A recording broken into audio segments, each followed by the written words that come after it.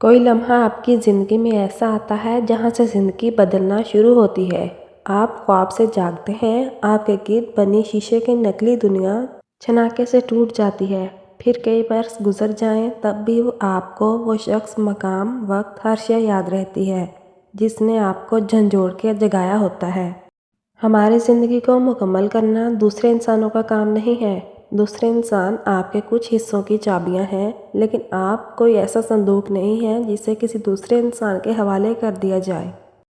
آپ کو اپنی خوشی اپنے اندر اور اپنی زندگی کے کسی خاص مقصد میں تلاش کرنی ہوتی ہے۔ قرآن کبھی بھی کل نہیں پڑھا جاتا، قرآن آج ہی پڑھا جاتا ہے، اسی دن اسی وقت، کیونکہ کل کبھی نہیں آتا۔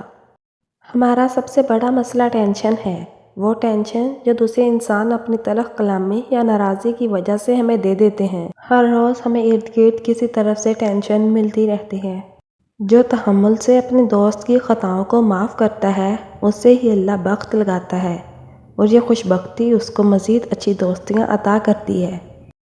جو گمراہی کے بعد ہدایت پا لینے کی قدر کرتا ہے اور زیادہ سے زیادہ نیکیاں کرنے کی کوشش میں لگا رہتا ہے تو ماضی کے گناہ اس کو غمزدہ نہیں کرتے۔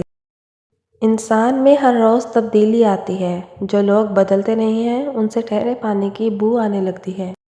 بھائی صرف وہی ہوتا ہے جسے اللہ نے آپ کا بھائی بنایا ہو، اور جسے اللہ آپ کا بھائی نہیں بنائے وہ کبھی بھائی نہیں ہو سکتا۔